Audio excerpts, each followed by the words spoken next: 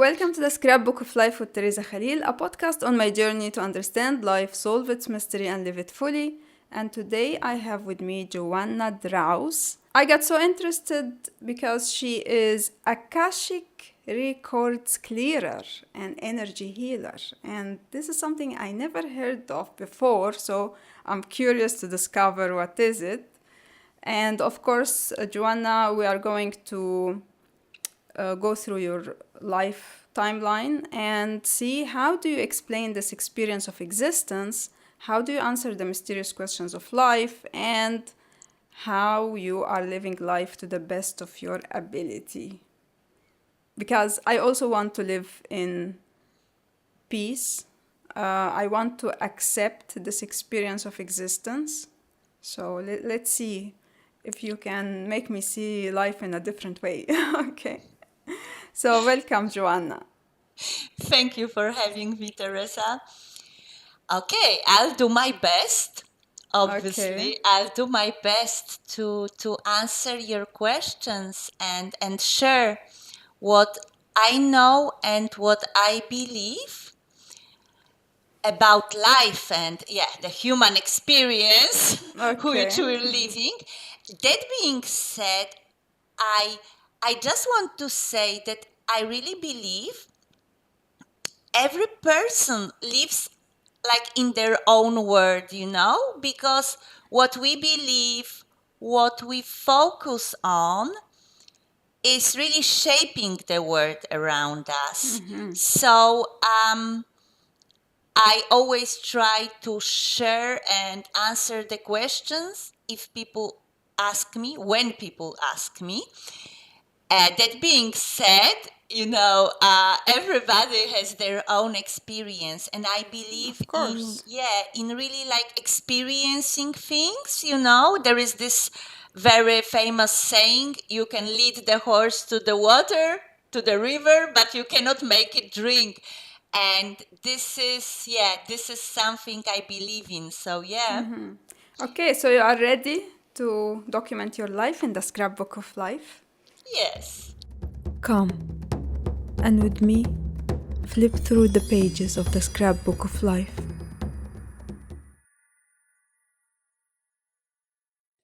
If you want to follow my journey to understand life, discover new beliefs and religions, and see how humans around the world are overcoming suffering and living their best life, subscribe to the channel, listen on Spotify and Apple Podcasts. You can also sign up to my newsletter at th-khalil.com and get access to my creations monthly.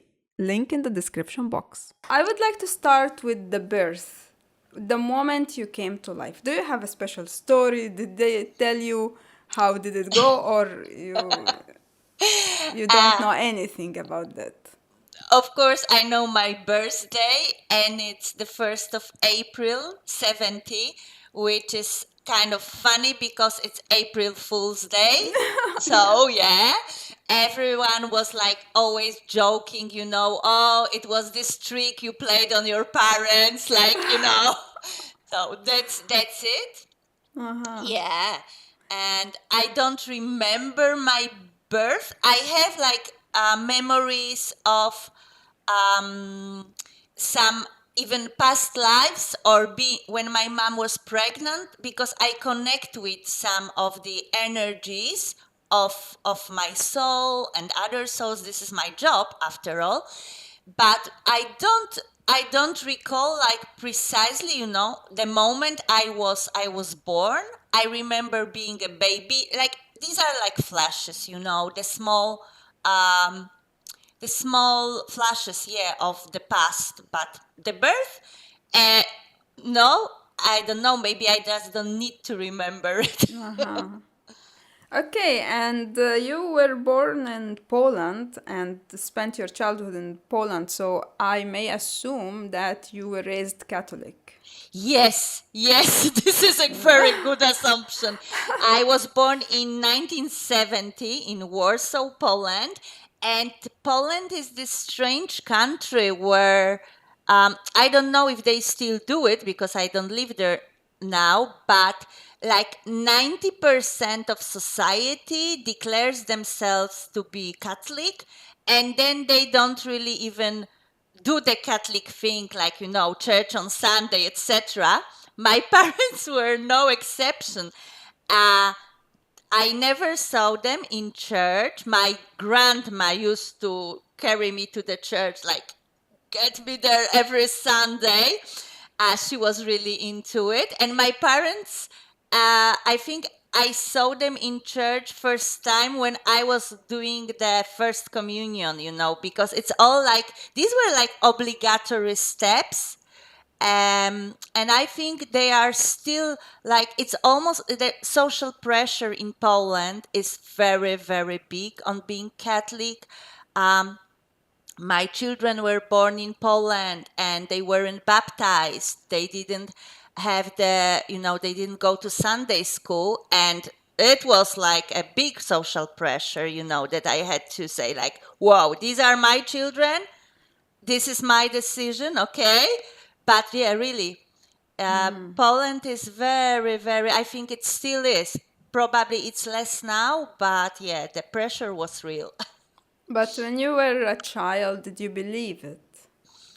I believed something, like I was really attracted to now I would say spirituality, but of course nobody used this word, and even less, a small child, but like to the mysterious, invisible other realms, I was always like fascinated.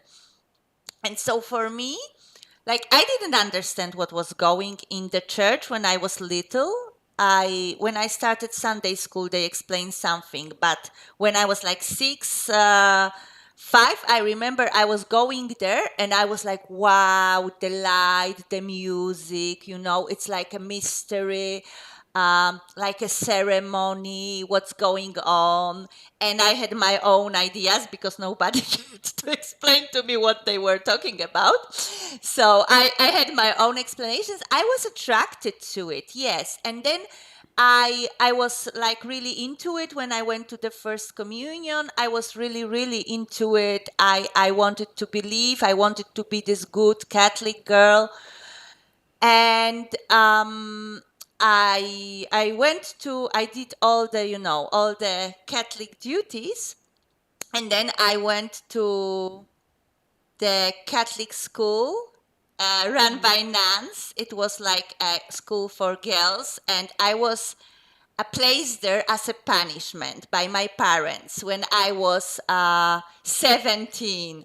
And this was my goodbye to the Catholic Church, because the things I was already a rebel. That's why they punished me, right? And they took me from the regular school to the Catholic one, like, now you're gonna behave. And so I was really, really critical, I was like already, because I was 17. Of course, I was a big rebel. And the things that I saw in this school, the way the staff treated the students, and their interaction was like so disappointing for me. I said no to the Catholic Church. I said goodbye, that's it. And I left the school when I was 18, because when I got 18, I could decide. So I went to a completely different school to get my secondary school education. But yeah. It's not that you were thinking, oh, what is the meaning of life for an. It was just that you were rebelling against what you wanted to do, things that they didn't allow you, and then you started losing your faith. um, how to say it? I think like I was always looking for a bigger meaning in life. Okay, so when I was a child, it was this Catholic church with these ceremonies that gave me this opportunity, like explain some things for a while. But when I went, when I was growing up and I was teenager, and I saw that these people which I expected more from. They weren't really acting like, as I wanted the spiritual authorities, to act. I was disappointed. And then what I did, and it wasn't at all about doing what I want to do. In my case, it was like deep curiosity and like craving the meaning. So then I just started, I started it before because I remember when I was 15, I read Bhagavad Gita, which is like this book. I was always like looking at this time, there was no like talk about spirituality. There was no internet, first of all, because it was like communist Poland. So hello. And the censorship was really heavy. So I didn't have access to a lot of knowledge, but I was reading all the books about religions, like Hinduism, Buddhism, like whatever I could get my hands on in the library, I would. And I was always this girl who I loved to party. I still love, but at the parties, I would just, talk about the meaning of life with everyone. So I'm this kind of party person, like really always going into like, talking about whatever, like UFOs, and and these, like all this, like, yeah, this was always my thing. Okay, so then I believe you left Catholicism, but you still didn't have something to replace it. I was like, at this point, I was like really looking, I think, to replace it, with something similar but better. And this led me to Buddhism. But, Buddhism is like, at least the Zen Buddhism that I was like devoted to for more than 10 years. Oh. It's not that much of a religion, it's more a consciousness. It's more like state of consciousness is like, it's different, and it's meditation. The meditation is the most important thing there. So I started to try some meditations in the 80s. So I was still a teenager. Like whenever I heard somebody, or from my friends or from my family, somebody was doing a meditation, I would try it. But I really got into meditating daily when I was in my early 20s. And it was Zazen meditation, which is very strict because you just sit facing the wall and you look at the wall. You don't listen to anything. You don't think about anything. You just follow your breath. And whenever your mind goes somewhere, you come back to your breathing. So this is like really quite difficult meditation. Like, it's much more difficult than a guided one, with visualization, etc., or music, at least. No, nothing. And so I've been doing this for over 10 years, like daily. I spent few months in Zen monasteries. Zen monasteries, where? In France. In France, twice. Oh. Because first, when I was still like looking for a Zen master, because in Zen it's like, I don't know if it's really obligatory, but there was like this notion that you need to have a master, that will like lead you, like, somebody you are in touch with. So I lived for like 3 months, I think, with my husband and my daughter. We lived in a Zen monastery in France first, and but we didn't find a master there. There were different masters coming for retreats, etc. Of course, we meditated a lot, we learned a lot, but didn't find it. And then we came back to Poland, and somehow we came across the Zen master who was half French, half Polish. And so he had his monastery in France too. So this is why I ended up going to Zen monastery to France again, like every summer, every winter, for retreats, etc. How did you said that you went to the monastery with your husband, and how did you find your husband? I mean, when you change usually your belief, it's not easy to find someone who changed like you. In this case, it was really easy. It was like, so easy because we met early. It was my first husband, and I was 20, he was 19. So I think we were both in, no, he was still in secondary school. And it was like, how did I met him? At the party, obviously. So he was a Catholic or not? Or he I, didn't care?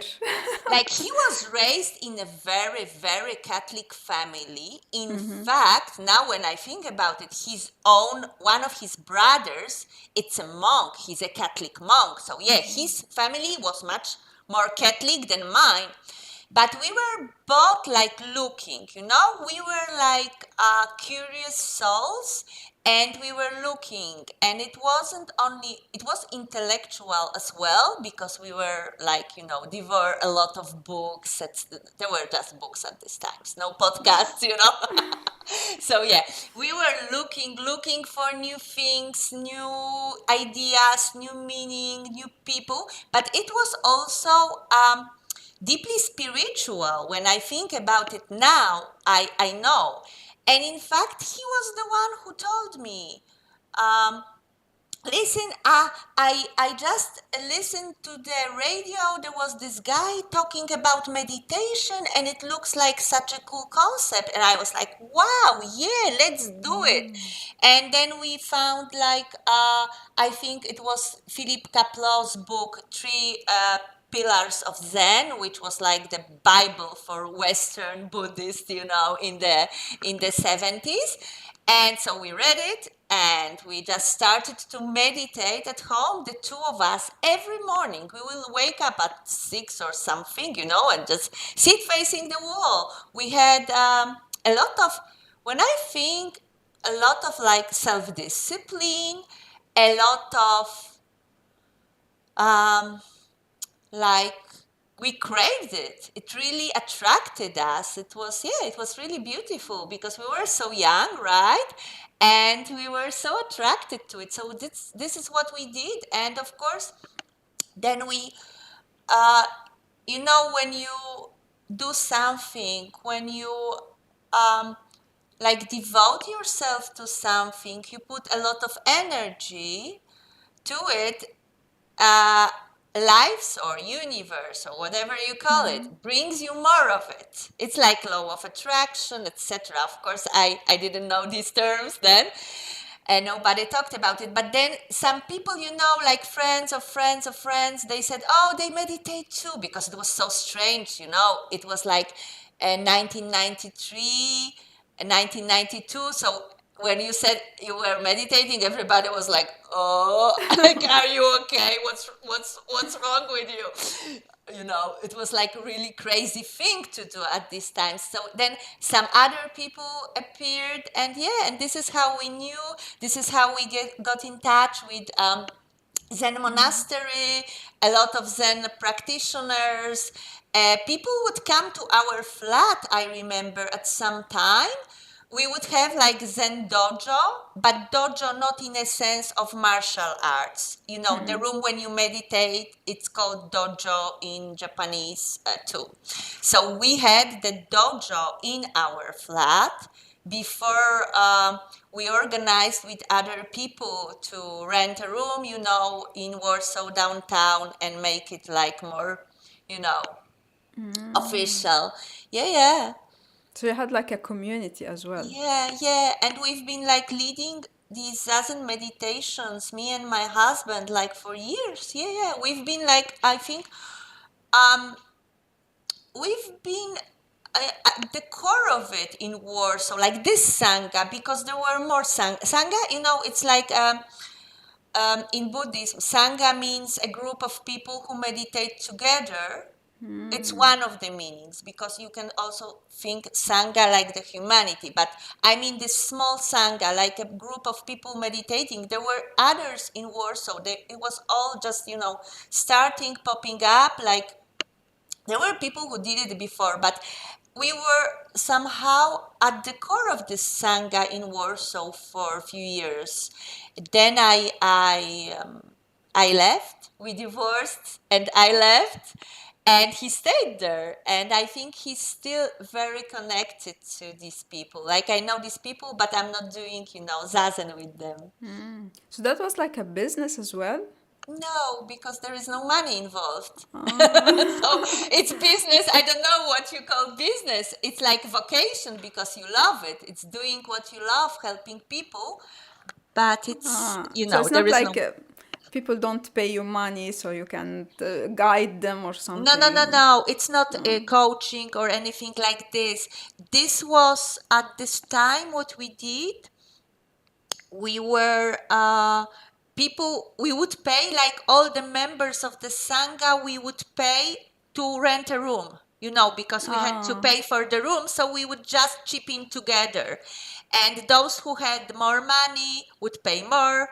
Those who couldn't wouldn't pay. It was like, it's like like a Zen hippie community, okay? Yeah. Something like this. This was the vibe. It was really very grassroots, very authentic, and so different people were like coming, and some of them stayed, some of them went away. But I really, when I think about it, even now, I know it was really cool, and it was like everybody has learned so much, and not only from our master, we also learned from each other. That's like, yeah, it was beautiful. Yeah, I can imagine. And through this journey, did you have a different view of life than what you had as a Catholic? Of course, yeah. So, can you compare to me your view as a Catholic to your view as a meditator? Wow. And Wow. It's going to be difficult, because it's a huge question, first of all, and also because now I'm in a different place already. I don't identify as Buddhist. I'm like, I'm very spiritual, but I'm not religious at all. But okay, so maybe the first... Okay, I will tell you what is most important for me, maybe, the difference, because I'm not, the Buddhist expert, and there are so many types of Buddhism as well. So for me, what was really important, and it still is this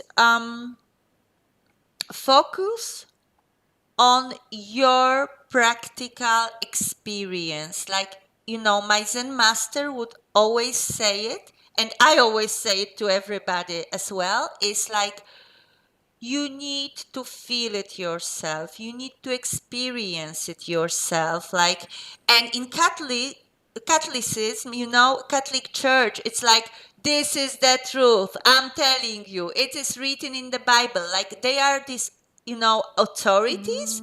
The Pope says this or that. And this is something I don't really like. I didn't appreciate it. So, yeah, Zen is much more like Buddhism. Maybe I should say Zen, because there are so many Buddhism, like the one in India, Korea. It's like, I don't know them all. I can talk about Zazen, Zen Buddhism, which is Japanese, Japanese modality. So it's much more visceral, and it's all based on your experience when you meditate. So Catholicism, you need to believe this, and Buddhism, you need to experience this. Yes, yes. And so there are no like these authorities, very, very, yeah, and also a very big, oh, now I think about it, like huge difference, like the difference in the doctrine, which is like enormous. It's reincarnation and karma, because in Catholicism they are not they are not approved. Like, they say no, there is no reincarnation, there is no karma. Maybe you can find some version of karma, but for me this is like the basic one of the basic laws of the universe, cause and effect. This is what karma means for me. It's very logical, and I'm a very logical being. I know how it sounds, because when I say I'm this Akashic Records clearer, energy healer, and I'm very logical, I know people don't, it doesn't, combine well together, but this is how I see myself, at least. So now you have a more broader view of things. So you don't, but you still have the karma and the reincarnation from the Buddhism. You still Yes. have them now. Yes. This stands true for me, and I think for almost like I all the spiritual people I'm dealing with, may it be online community, like my teachers, or offline, like my friends and my other teachers that I know face to face. I think this is something that, everybody, I don't want to say everybody, because for sure there is somebody who says no to it, but most of spiritual people, they do believe in reincarnation. They do believe that our soul or our core is something that never dies. So it just reincarnates, on and on. And karma, it's like this, it's like cause and effect. So, So for me, reincarnation is a nightmare, because this means that after I finish this life, I'm going to have another one as well. You know? So how do you feel about this? I love it. So you want to come again, go to school again. Who knows where you will be, like which country, what religion they have, or Yeah, but I don't even think I'm gonna come back to Earth again. So I'm not really worried about school, etc. The more conscious you are, the more influence you have on your next reincarnation. I hope I'm going to be able to really like choose it more. Like, I chose this one. Okay, so maybe, so you believe that you chose to of come to course. this life, Yeah. but you chose just this. don't remember. No, this I remember. Like, I remember signing the contract, yes, but it's like, people have a lot of troubles, and I had a lot of troubles for years, thinking like, why would I choose childhood abuse? Why would I choose, some big problems in life? And, why would I choose, I don't Coming know. in the first place. I Why don't would you know. choose coming? This is, for me, it's very easy, because I want to help others. So, I need to come to Earth to help other humans, right? I cannot do it from up there above. Yeah. But why not everyone stay above? I'm sorry. What do you mean? So I'm trying to understand your view of life. So your view of life is that we have been somewhere above, and then we decided to come to Earth, right? No, not really, because it's like, okay, so there is this soul, which is like this spiritual part of you, like this energy that never dies, and it's like your consciousness, and what it does, it reincarnates like a part of it, to be honest, not the whole of it, because some part of us, this bigger and more connected to the source or God, like more knowing, wiser, more loving, etc., more powerful, it's still there, but chooses to send like its spark to a body in order to experience things, because there are things that you can only experience in human body, like I don't know, feel the wind or Pain. pain, but also pleasure. Come on.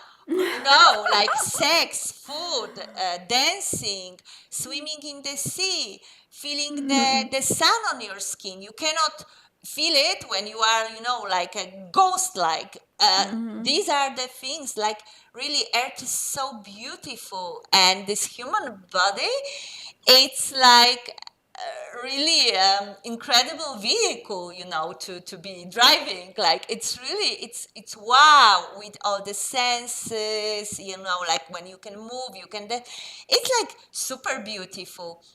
So the whole of you, like your higher self, okay, let's call the upper part the higher self, to make the conversation easier. So the higher self sends like the spark, the piece of it, like a soul, into the body, to gather different experience and learn things, and also maybe interact with others, help them. Okay. And then after you interact with others and help others, uh, what will, like, do you know what will happen after that? You mean when you die? You go back there. You are like you talk to your higher self. You don't even talk, because you are just one again. So you are there, and then you can probably, not probably, it's like you can decide what do you want to do next. You know what? I just, like, I felt guided to just share this one concept that maybe somehow will make it more understandable. There is a concept in Buddhism. This is a very Buddhist concept, bodhisattva. Bodhisattva, do you know? Did you hear about it? No. Okay. So I took this bodhisattva vow when I was like, I don't know, like 20, or so. I was super young. Anyway, so bodhisattva is like being dead. Because in Buddhism it's said that once you are enlightened, like you learn all the lessons, you are like a Buddha, because Buddha is a state of consciousness. It's not just the person. There was this first Buddha, the historical ones, but there are many Buddhas. All these enlightened masters, they are Buddhas. Like Jesus is a Buddha, or whoever else. Yeah. So there is this concept that when you are disenlightened, you don't have to come back.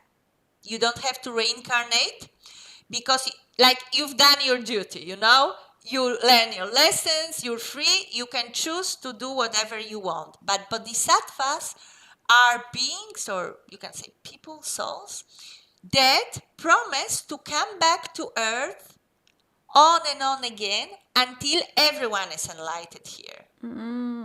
So this is something that I was really attracted to when I was like, 20.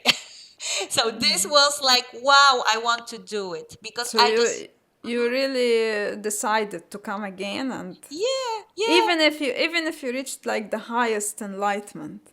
Yeah, and also now I'm not like this highest enlightenment, because I think even these Buddhas, or all these ascended masters, there are plenty of them in every religion. Some religions don't call them ascended master, like for example, Mother Mary, which is very prevalent in Catholicism. She was like, ascended master.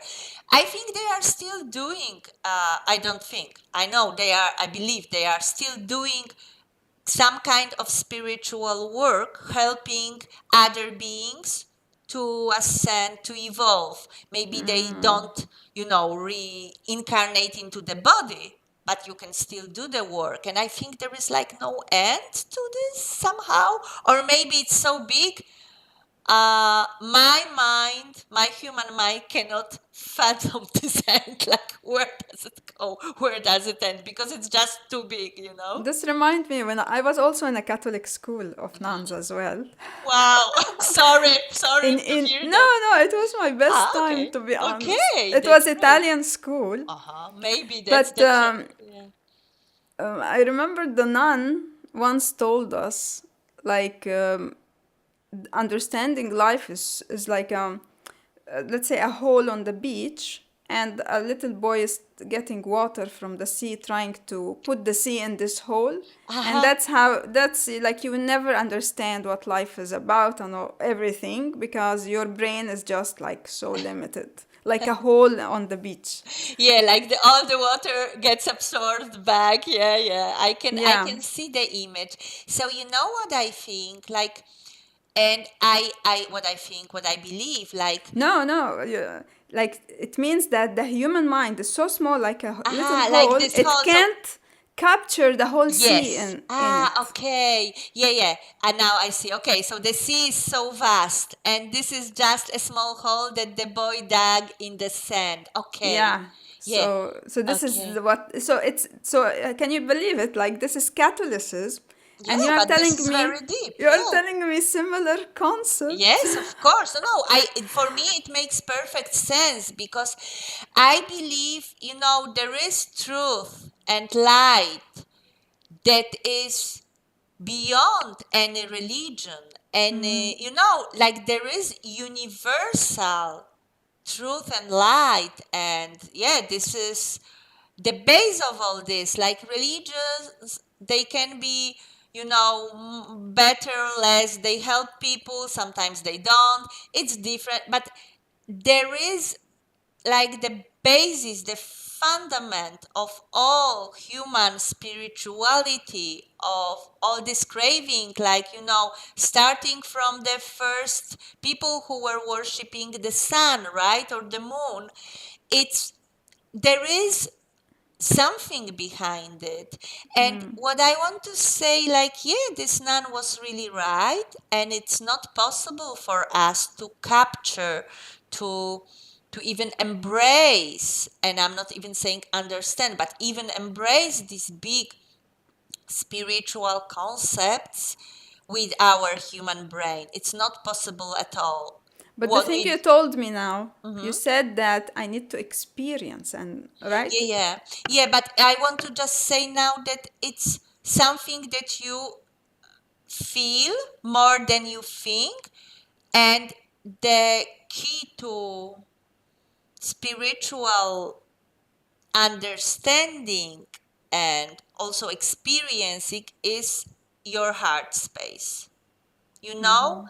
So these are things that are not even easy to explain with words, because words are so imperfect when we talk about these huge mysterious things, but we can feel them. And what I always recommend to people who I work with, or just who ask me, is opening your heart. And it has like the meaning, like, yes, be more accepting, be more loving. It also means like working with your heart chakra, which is a very powerful energy center in our body. Yeah. I see in your view of life now similarity to believing, because now I need to believe that I signed a contract to come here, right? You don't need to believe anything that you don't want to believe, or you don't believe. No, no. I would never say like you need to.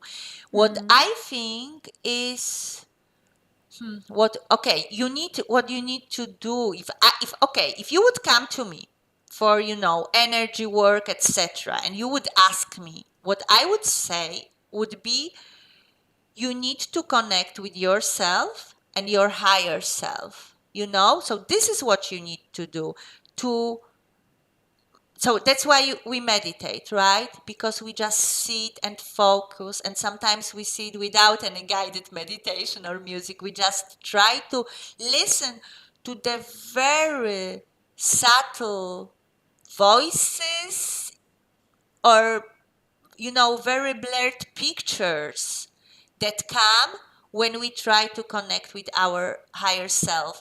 And then at some point, you may see things like, okay, you may see, oh, you've been signing contracts, or maybe you will see, oh, in past life I was this, or maybe you will see a glimpse of the future. Or maybe you will, like the signs can be so different for so many people, but the important thing is to be connected, like from your heart space, you connect to yourself, but also your higher self, like this spiritual, it's like, I don't know, like your spiritual parent, maybe you can imagine, so it's the part of you which is wiser, because it remembers all your incarnations. It has all this experience, like very, it's clear.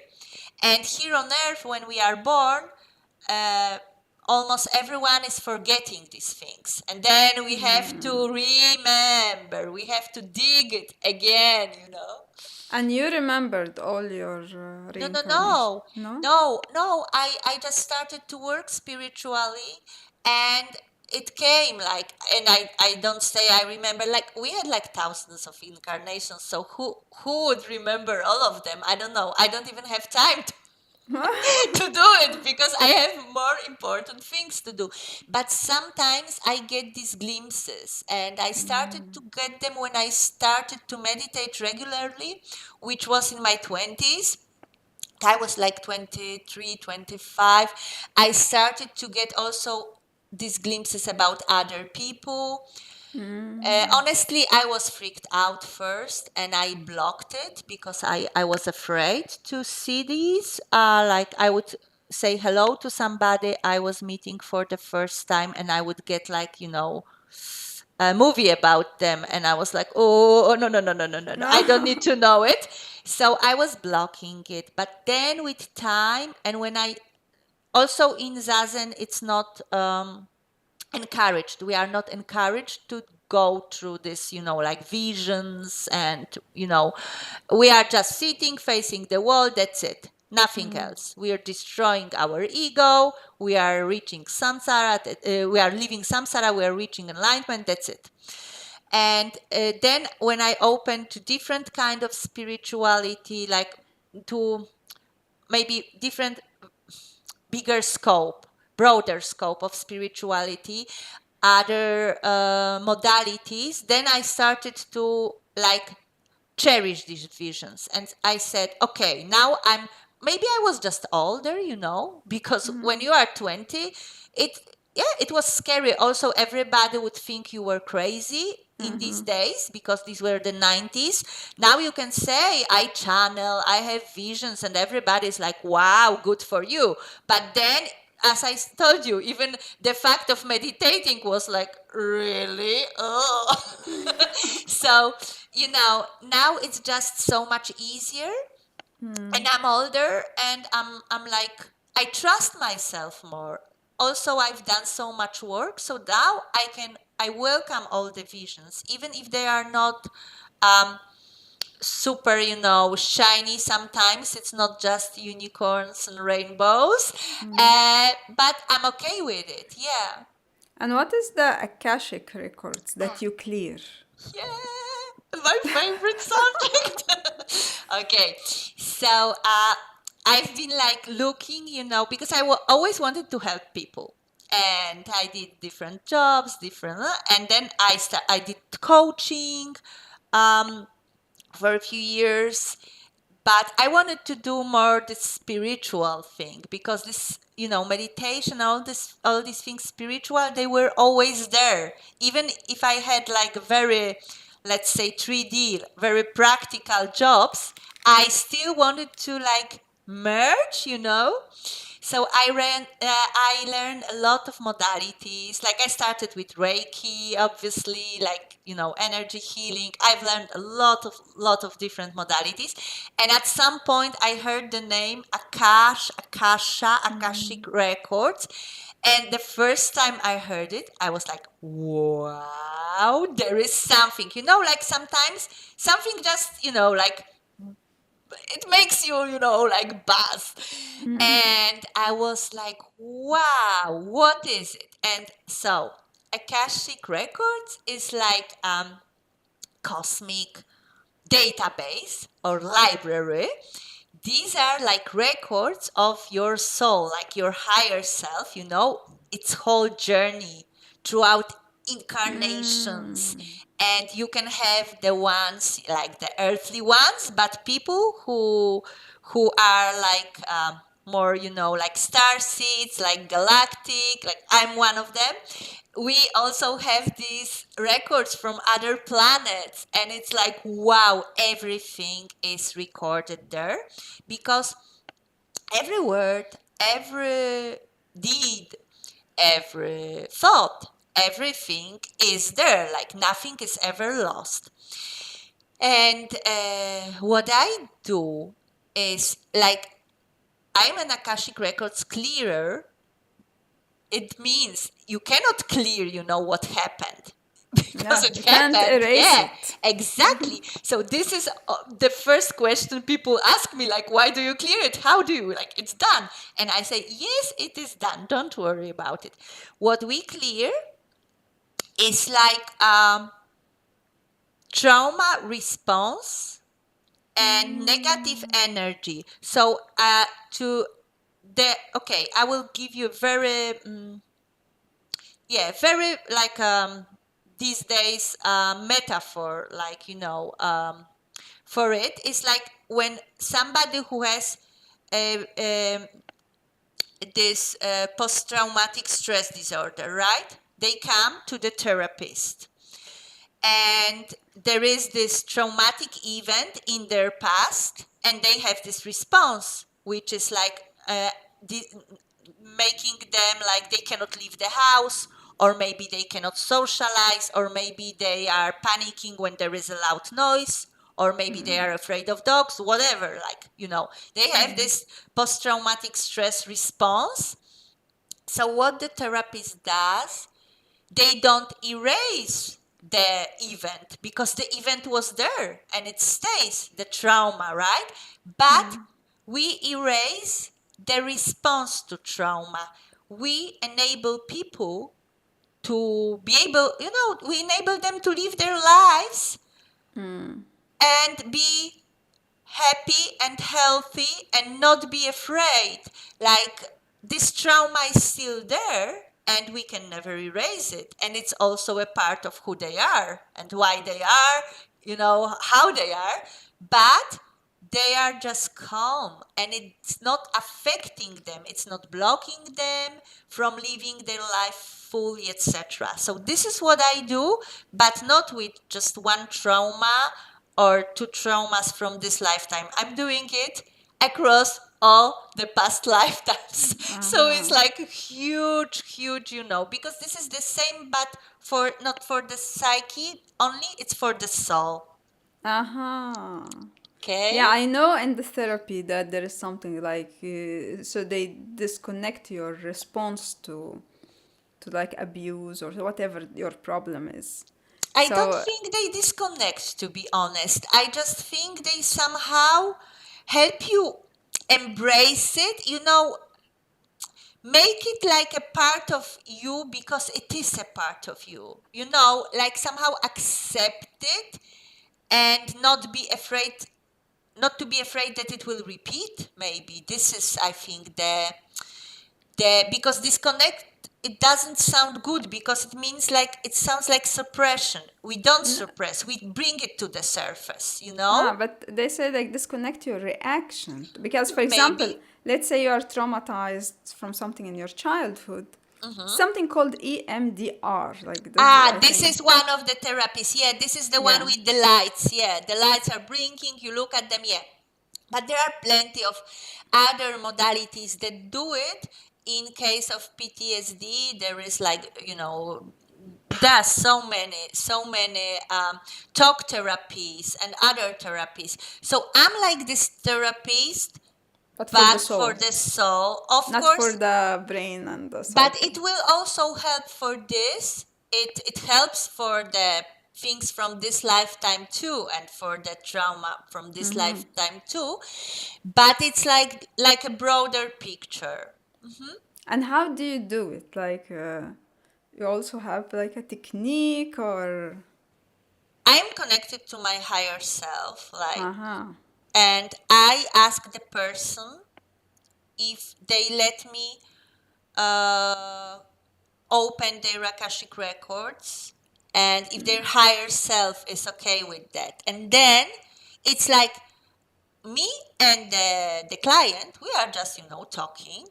But in fact, the work is done by the higher self. So I'm going with their higher self. My higher self is going with their higher self to their Akashic records, and uh, like we're clearing it together. I'm like facilitating it. I'm a guide, but in fact, it's like the higher selves are doing it. And in practical terms, it looks like a very deep meditation that I'm guiding. So I'm doing it via video calls. I work like this because it's very rare that I have people who can come in person to do it. Like these are people from all around the world. So we just connect via video call, and I'm just talking to them. I'm telling, like, I'm it's not trance, I'm not hypnotizing anyone. No, they are conscious, we can talk, but still I'm leading them energetically. Like I would say, like, breathe in, breathe this, like visualize this, now we're doing this. And I have my script, I've been studying it, and I still study it, and I channel some parts of it, so it's ever changing. But yeah, this is like this, and it's like 90-minute session on the average, and yeah, and it's doing it.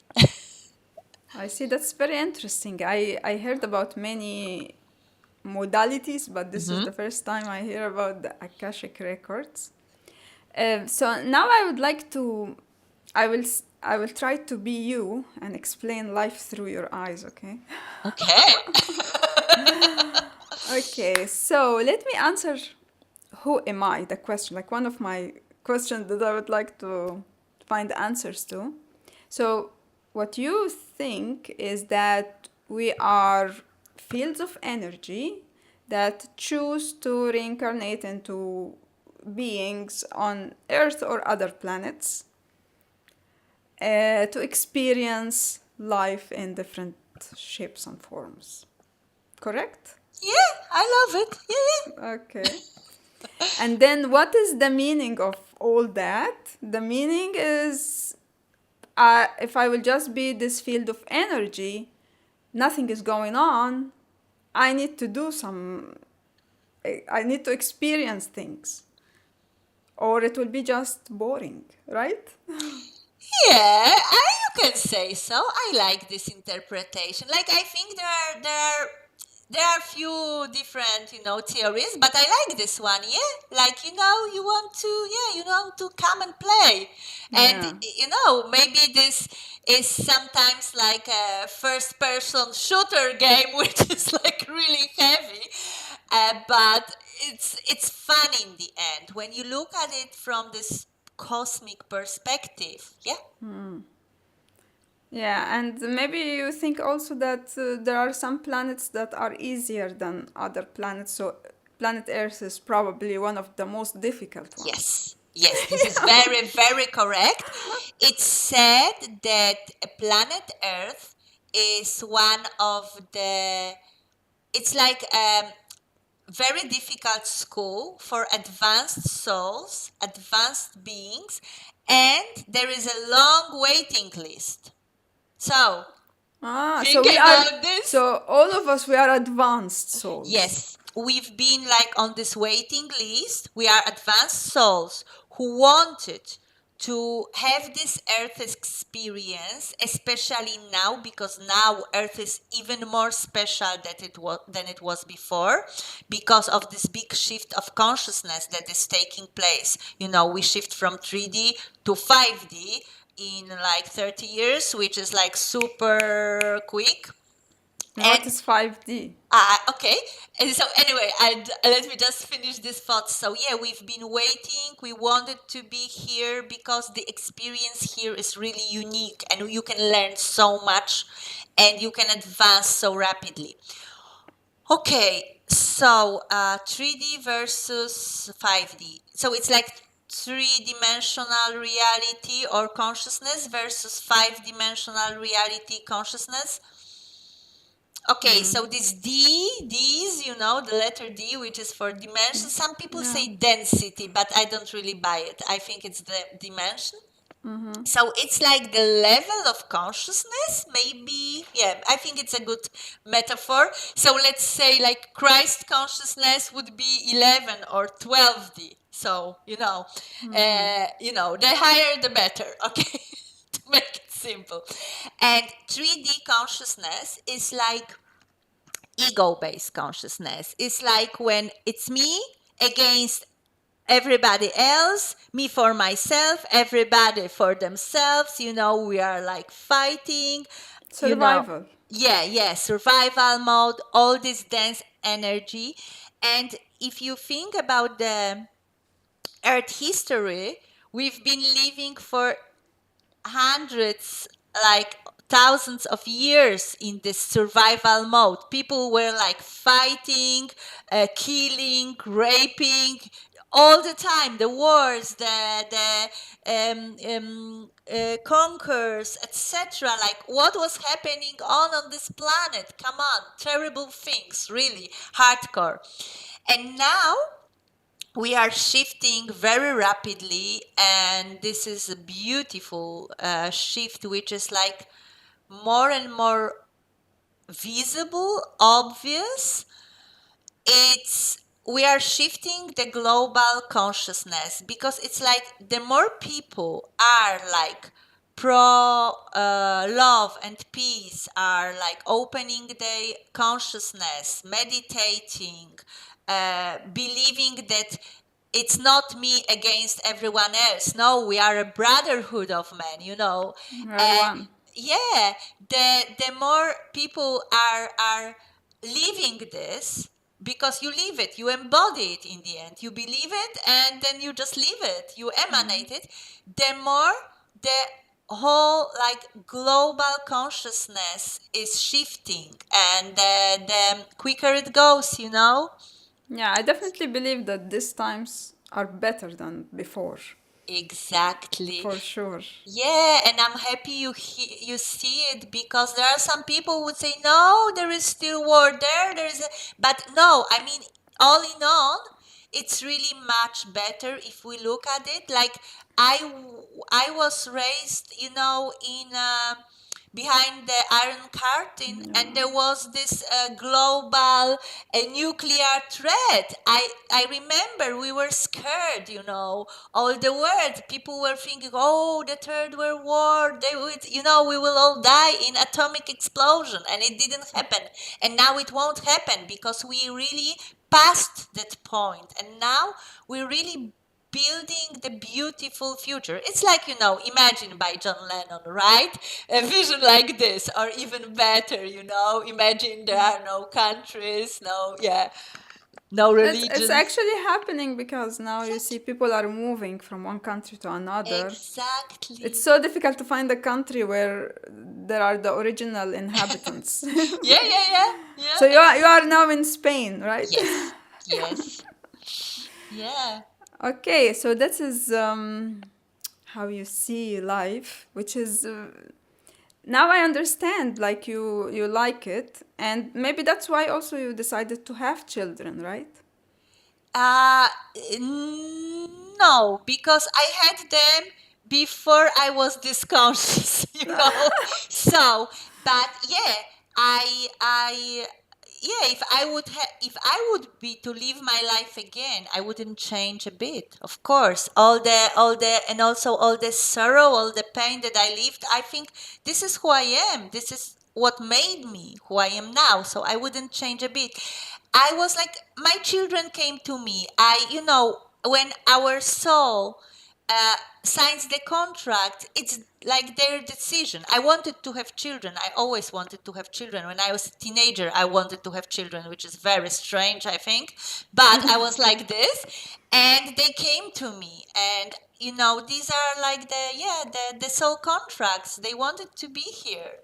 And you are not worried like about your future or No, like, of course, sometimes, you look at something that you don't like. Maybe your bank account balance is not, the best, the one you would love to see. Or something happens, I don't know, something, your vacuum cleaner breaks and you are like, wow, really now? But still, it's not a reason to worry, because the big picture is so much better, so much brighter, and we're getting there every day. We are closer to this beautiful life on earth, and this beautiful community of really conscious and loving and like good individuals, simply. so you are not into manifestation like that you can, for example, increase your bank account. Like, like you can do these manifestation things, like, yeah, but I don't think it's so important, really, because I am manifesting what is the most important thing for me. And for me, it was always like this, helping people. And for me, being this, energy healer and helping others and playing with energies and meditating for hours daily, because my job is kind of meditation too in the end. This is my dream come true. I also manifested living in Spain, close to the sea, like I can walk to the beach every day. So, this is my dream come true. I don't really need a lot more, right? Because these were my priorities. So you do manifest things as well. Like, we all manifest things, because everything you see around is a manifestation, So this is but I'm not doing like, special rituals, to manifest things, because I believe, like, the thing that I said at the beginning, we create our universe. So, this is the manifestation I live in. Everyone lives in their manifestation. And because people think manifestation has to be the good thing. If something not so good happens, it's also what we manifested. I'm sorry, but this is for me very logical, cause and effect, all this, as within, so without, as, it's like we are doing it. So, yeah. My problem with this is that you will feel guilty, whenever something bad happened to you, then you say, oh, I manifested this. But you can just turn the table and ask, what is the lesson? Why do I need it? Why did I need it? What is the lesson there? And and then you don't have to be guilty, because, to be honest, like, I know guilt, because it was one of my like primordial emotions, and that I really held on to for years. But it's really kind of a wasted energy, because guilt doesn't change anything, doesn't help anyone. On the contrary, it makes you feel even worse. So then you can manifest another, like, not nice feeling or thing. So, yeah, just try to change the focus and say, why? What is the lesson? What is it teaching me? Hello, why do I need it? Like, really? This can work for big bad things, but it doesn't work for small things like hitting your toe and the pain that it causes, It's like there is no lesson there. Okay, so let me tell you. 2 nights ago, because I'm here. I have the pain in my right knee. Okay, I hit myself. Exactly. So let me tell you, this is really funny. This is so funny. So, I have the terrace here on the roof, and it's not covered. It's like a rooftop terrace. So I have like a chaise-longue with foam mattress there, and it just stays there because, it's Spain, it never rains. But 2 nights ago, it started to rain heavily. And I ran in my pajamas after to rescue my mattress because I didn't want it to soak the water. And my slippers were slippery because there was water, and I fell down and I hit my right knee so bad I thought I would break my leg. No, it didn't happen, but it still hurts. And I was what's the lesson exactly? What's wrong? What are you doing? And it was like, because I always believe it's the first thing that comes, at least in my case, it's the first thought. So my thought was like, don't act in hurry, don't go running on the terrace, because in the end, nothing would happen. The mattress was already wet. And it could soak there for 1 more hour, and then you would just dry it. You don't need to be like, like this. Just take it easy. You were already in your bed, in your pajama. You could have stayed there and just, go to sleep and don't worry.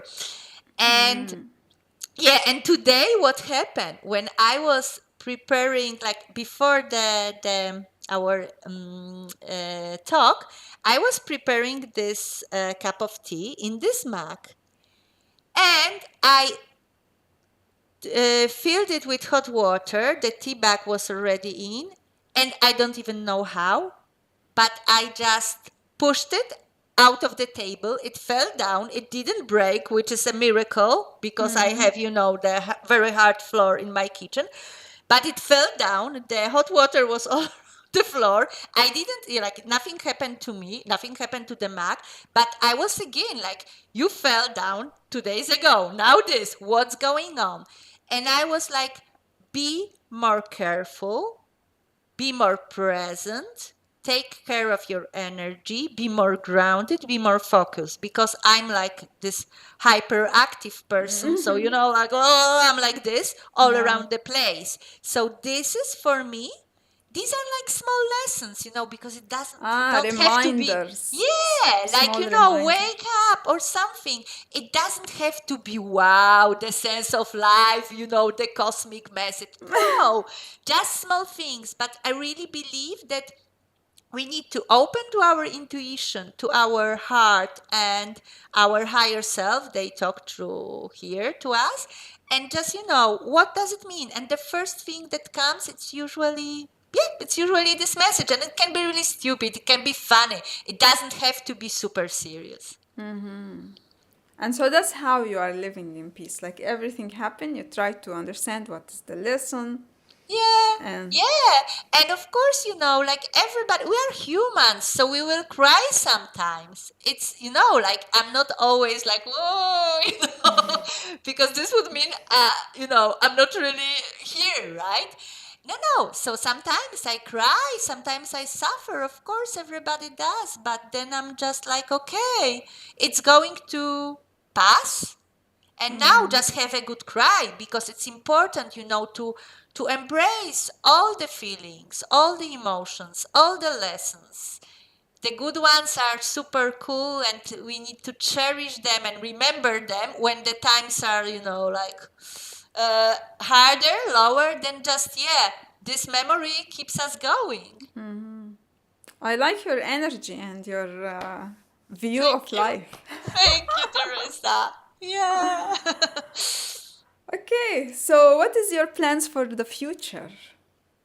Wow. This is like, you know what? I'm not really sure, because I'm not the planning type really. I'm more go with the flow.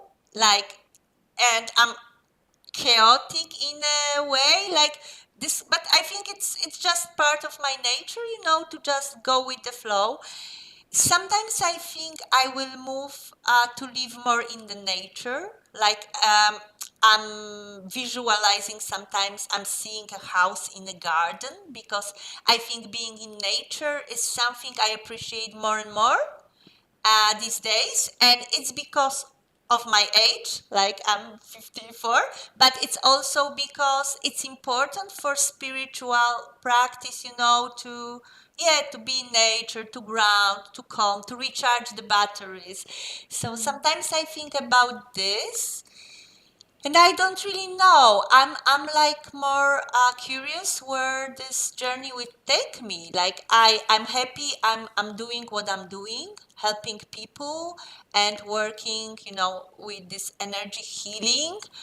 And yeah, this is what I plan on doing. Okay, super. Good luck with your future. Thank you, and the same to you. Good luck with all your endeavors. On my journey to understand life, I would like to meet you and document your life story in the Scrapbook of Life. Send a summary of the story to the email in the description box or the show notes. Just few requirements. You need to be over 40 years old, you changed your belief, and you have answers to the mysterious questions of life. This journey of mine started when I met Wang Zongyang in a documentary film, and you can watch it below. My thirst to answers is pushing me to discover and meet more people who are living this life experience to the best possible way, through their own belief. Who is next? And which belief? I'm open to all possibilities.